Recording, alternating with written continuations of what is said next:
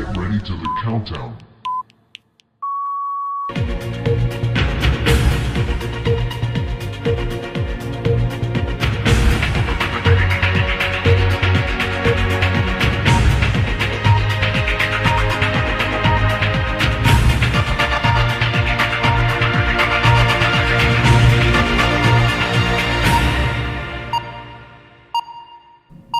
Hello, and welcome to another exciting episode of Campus Undergraduate News, The Scoop, McDaniel's Essential News Network. I'm Ben Igo. And I'm Lucas Craig. Here are this week's top stories. President Roger Casey has received criticism from both students and faculty alike after enacting a wave of departmental cuts that did not affect the theater department. These cuts have rocked the student body, and in the midst of these cuts, President Casey has been criticizing for, quote, pandering to the unrealistic dreams of a bunch of little attention whores. That's Jordan Arthur, chair of the theater department. Arthur continues, I majored in theater myself and have regretted it every day since. The only thing you can do with a theater degree is teach theater. It's a Ponzi scheme.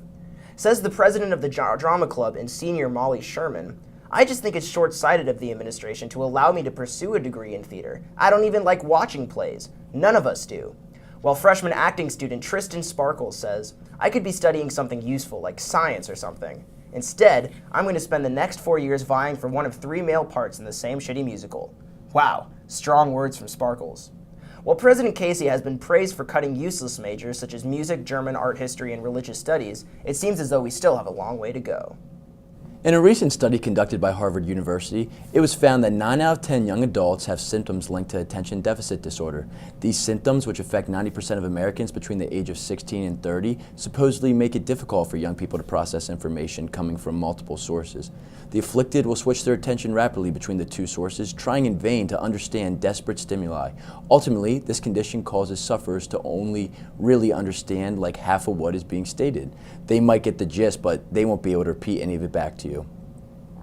These poor souls may be able to zero in on one source of information, but this will cause the other sources of information to be blocked out, rendering them utterly useless. If you think that you or a loved one have ADHD, please call 410-898-7724.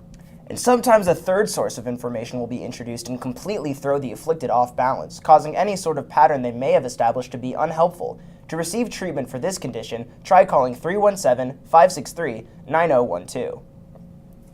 A recent study conducted by Yale Community College proves that you caused your parents' divorce. The study shows statistically that 100% of married couples are happy when they get married before having kids and unhappy when they get a divorce after having kids. Dr. Francis Edwards, who led the study, states that 95% of children of divorce have a genetic disorder known as ruinitis that causes them to be extremely needy and emotionally unstable. Dr. Edwards concludes that every time a couple with children get a divorce, without exception, it is because their children's very existence drive a wedge between the couple, which causes resentment for one's partner that grows strong over the years. That resentment can manifest itself in different ways. Sometimes it's passive-aggressive comments, forgetting anniversaries, or lack of sex, and sometimes it can cause something more serious, such as drawn-out affairs or domestic abuse. However, Dr. Edwards stresses that even in cases of affairs or domestic abuse, it is still the child's fault. Dr. Edwards' study concludes that couples with children who get a divorce should be aware that their marital problems are scientifically not their fault, and that if they want to attack the root of the problem, whether with verbal or physical abuse, they should start with their children. 2.3 of Americans suffer from obsessive-compulsive disorder, or OCD. But over the past year, Dr. Rex Pert has been developing a cognitive therapy for dealing with the affliction. Here with his tips for dealing with OCD life via satellite is Dr. Rex Pert. Rex? Hello, Ben, Lucas. Happy to be here. So, Dr. Pert, what are some of the ways sufferers of OCD can manage the condition? Well, my treatment is all about removing yourself from your anxieties. For example, if you're worried about dirt or germs on your hand, then just remember, there's no point to washing your hands because no amount of scrubbing can eradicate trace amounts of bacteria. That's very interesting. On that same token, we understand that you have conducted studies on sanitary gloves used for cooking and serving food.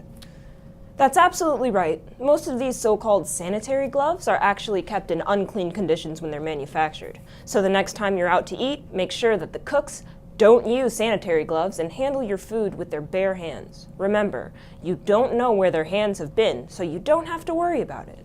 Now, Dr. Pert, we've also been led to believe that you have some financial tips for sufferers of OCD. That's correct. If you have OCD, you've probably wasted all of your money on hand sanitizer. But there are plenty of ways to save on cash. Sharing drinks at parties, riding public buses and metros, buying secondhand clothes at Goodwill, and eating food you find in trash cans are all great life hacks. Now, in an interview with the New York Times, you mentioned how OCD can affect the self-esteem of people with the disorder. How might someone with OCD deal with any resulting depression or social isolation? That's a great question. If you feel socially isolated, an easy way to cheer yourself up is to shake hands with a stranger on the street, give a homeless person a hug, or have unprotected sex with a prostitute. You also said in your interview that separating your white laundry from your colored laundry is a sign of repressed racism in the people with OCD. Yes, that's 100% correct. Dr. Pert, what might you say to someone who has OCD, who might have had some impulses for self-harm or even suicide? I'm glad you brought that up. Many people with OCD have strange, unwanted impulses to jump off a balcony or throw themselves in front of a bus. The important thing to understand is that your body and mind know best. If you think even for a second that you should do something, it is always the right thing to do. Well, thank you so much for joining us, Dr. Rex Pert. My pleasure. Absolutely brilliant. Now it's time to thank our sponsor, Dorm Bathroom Spas. Do exams got you stressed? Come on down to any of the bathrooms in the male wings of Whiteford, Rouser, or Blanche to enjoy a full body cleanse. Dorm bathroom spas come with a variety of relaxing treatments. Every spa makes for a fantastic sauna, as all the fans are broken and the ventilation is merely decorative. Enjoy a full body exfoliation from the steam created by the evaporated piss someone forgot to flush. Or if you like massages, a janitor will be sure to rub your shoulders without warning while staring at your reflection in the mirror. Each visit to a dorm bathroom spa comes with a complimentary mint made out from the dried up toothpaste in the sink. And try our deluxe package, where you can take a 5-minute shower while some kid sings loudly in the stall next to you. And oh, what's that? A pile of pubes? Our patented pube-producing technology guarantees no shower is without its share of excitement. I feel more relaxed already. Don't I know it? Coming up, McDaniel staff attend the student job fair out of desperation.